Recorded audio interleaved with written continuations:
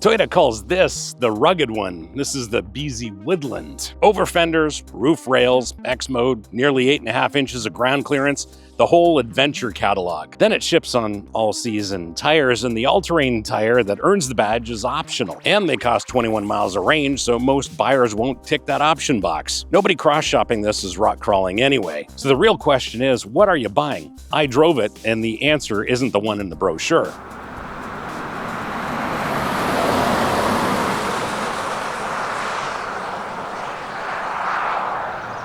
.375 horsepower, and we have 2 electric motors here, so it arrives the way it does with every electric motor. And if you don't ask carefully, it arrives right now all at once. And if you choose to get serious about acceleration, this will do 0 to 60 in 4.4 seconds. And don't forget, that's quick enough to embarrass every conventional crossover, let alone proper sports cars that cost tens of thousands of dollars more than this. All of that torque arrives the instant you ask for it because the battery's full and it's sitting right there on the floor. When you're on the go, refilling this is the harder trick, and I'm not talking about this BZ Woodland, I'm talking about the grid. That's because a conventional fast charger pulls all of that power going into the car right now, all at once. And that spike makes a conventional charger installation expensive and slow to install because the timeline doesn't belong to the facility owner, it belongs to the utility. But here you aggressively stab the throttle and the front tires scramble for just a fraction of a second before the computers and systems realize what you really meant by that throttle input. The throttle pedal and these electric motors reward a prudent foot, not an aggressive one. Toyota says this is the most powerful BZ ever made, which in a field of 2 is kind of like a participation trophy. But 375 horsepower gives this chassis the kind of motivation it was capable of handling in the first place. No gasoline motor means no gasoline motor character, and that leaves the electric motors and the tires to deliver some sensations. Inside, it's pretty well silent, and at speed, you can hear a little bit of the tire noise and maybe a little bit of wind noise at highway speeds from the roof rack. At low speeds on the outside, you've got that vehicle proximity tone that maybe defines this car's character by sound to pedestrians. Here on the inside, there's not one sound that is the loudest. There's wind and road noise from the tires, but we're on the standard all-season tire here. If we were on the all-terrains, that perhaps would be a different story. There is no transmission to speak of, just a pair of electric motors that are tied together in tandem, but Toyota does fit shift paddles here, but they don't shift anything. These adjust the levels of regenerative braking. There are 4 levels, and none of those 4 levels is a true one pedal mode, so you will finish every stop with touching the brake pedal. I wouldn't say there are drive modes. It defaults into a normal mode, and then you can press a button here for eco mode. Yeah, it's a rugged looking crossover with some real pace. I mean, it is quick, but this button here is meant for you to use less of it. Since it's here, we should talk about X mode, and it's really meant for low speed, rough surfaces. The software is willing, but these all-season tires have lawyered up. On the other hand, Toyota will give you the all-terrain tires to take advantage of X mode for free. They'll also charge you for accepting that free gift. However, most buyers won't spec that all-terrain tire, which tells you exactly how these Woodlands will spend their lives. Subscribers get the next episode when it goes live. Everybody else leaves it to the algorithm. If you'd like to see when the next episode drops on our channel, well, that's what the subscribe button does.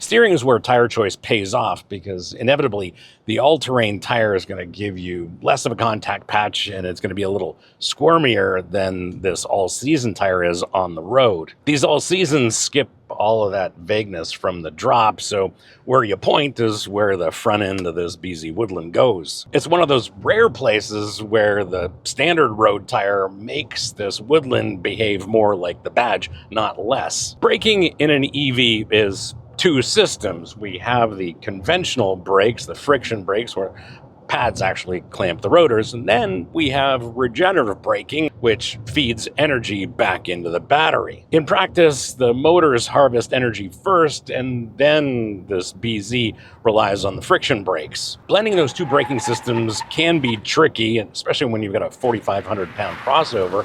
But here, that blending is absolutely perfect.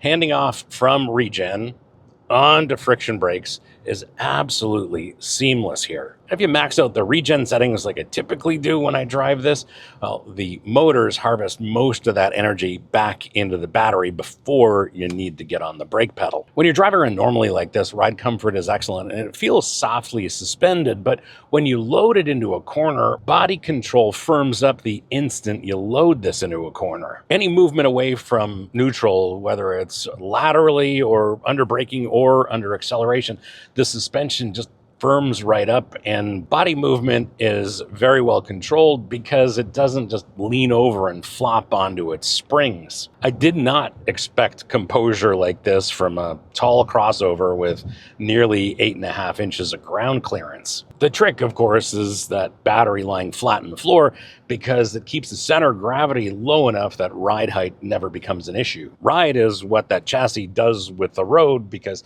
certainly in this part of the world, the roads are a little less than perfect. Curb weight certainly helps, as does the well-calibrated suspension, because this soaks up bumps like a big, heavy car, whereas a smaller, lighter car would feel that chop of expansion joints and broken pavement. And based on my memory, I would argue that this BZ Woodland rides better than the regular BZ. For me, over larger bumps, it settles quicker, and that's meaningful on a day-to-day basis. If you'd like to support the channel beyond just watching, the link to the merch store is here, and your support there means more time for us to produce episodes like this and a little less time worrying about industry access. No pressure, just an option.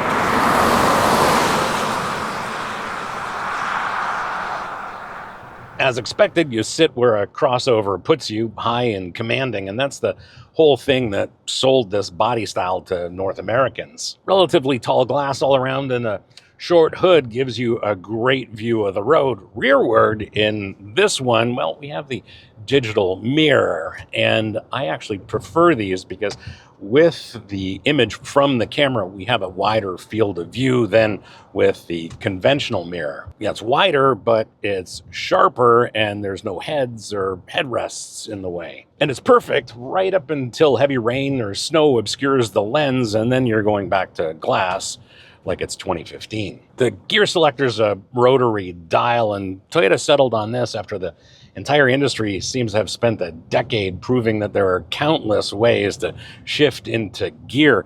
This one actually works. Climate controls live mostly in the screen, but we do have dials for temperature selection and a quick button for front window defrost, as well as defrosting the outboard mirrors and the rear glass. The seat itself is comfortable and supportive. There's plenty of adjustment here in the seat, as well as the steering column, but I have the same problem as I have with Toyota's Prius and the regular BZ. When I'm seated properly here, and I've adjusted the steering wheel to suit me, the top of the steering wheel rim obscures a good portion of the instrument cluster. And no, I don't want to adjust the steering wheel to suit the car, and putting it down here is a little compromised. And it should be here, then the steering wheel rim covers most of that instrument cluster. For what it's worth, I'm 5'10" on a good day, and this is the correct seating position for me. Upholstery here is Softex. It feels great, looks great. It's one of those upholsteries that make you forget about genuine leather. The infotainment system was Toyota's latest until they dropped the Arene in the RAV4, and I actually like this system because the menus and submenus are very simple and straightforward, but it works flawlessly on Apple CarPlay, which is how I use it. The fundamental difference between this BZ Woodland and the regular BZ is that they've added 6 inches to it, but none of the passengers passengers benefit from that. Those 6 inches all happen behind the rear seats. And in practice, what that means with those rear seats up is you've got about 25% more cargo volume in this BZ Woodland than you do in the BZ. And yes, the extra length doesn't buy any more space for your rear seat passengers because legroom in this one is identical to the regular BZ. Now, if you regularly drive around with tall passengers in the rear, one thing to keep in mind is with this panoramic sunroof in this premium model, rear seat passengers have a little less headroom. So in summary, Toyota stretched the cargo room for this BZ Woodland, which means your camping gear will notice, but your teenagers won't. If this episode gave you something more than a brochure or a press release, hit the like button. It tells YouTube to share this episode with other people like you interested in an episode like this. Takes just a second.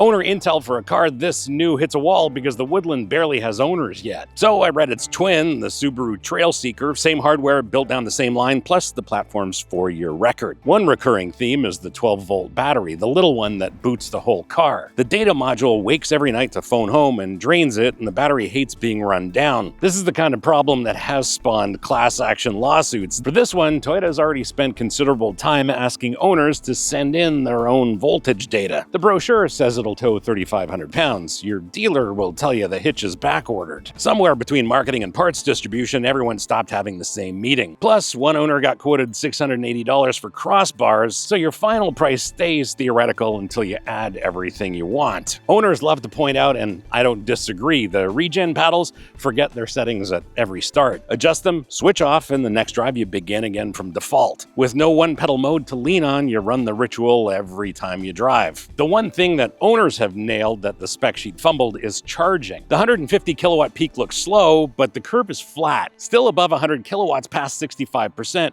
when a higher peaking Tesla has already fallen to that number. 10 to 80% charge in about the same half hour. And here, that means flat beats tall. Flat is the idea behind where I charged it, and it's today's sponsor, Joule, that solves it. Earlier, I said a fast charger wants its power right now, all at once. That spike is where fast charging gets ugly for the person installing it. Maybe the site needs a transformer that's months out, or maybe the demand charge makes the math look worse every time someone plugs in. Joule's answer is battery buffering. Pull smaller, steadier power from the grid, store it on site, then give the car the big number when it arrives. The car still sees fast charging, the grid sees something that's more like patience. The BZ makes his case by holding a useful number instead of bragging about one tall peak. Joule does the same thing on the building side. None of that settles which BZ to buy because this Woodland is a completely different set of arithmetic. Plus, the Subaru Trailseeker is the same car with a different grille and roughly $5,000 off. Subaru buyers will pay more for less badge and call it authenticity. Toyota buyers will pay more for the badge and call it resale value. Both are right because that's the fun part of badge loyalty. If you own one of these or have some quality seat time in one of these, let me know in the comments what I got right and what I got wrong, because real-world owner experiences are much more valuable than anything I can learn in a week-long press loan, and I always read those comments.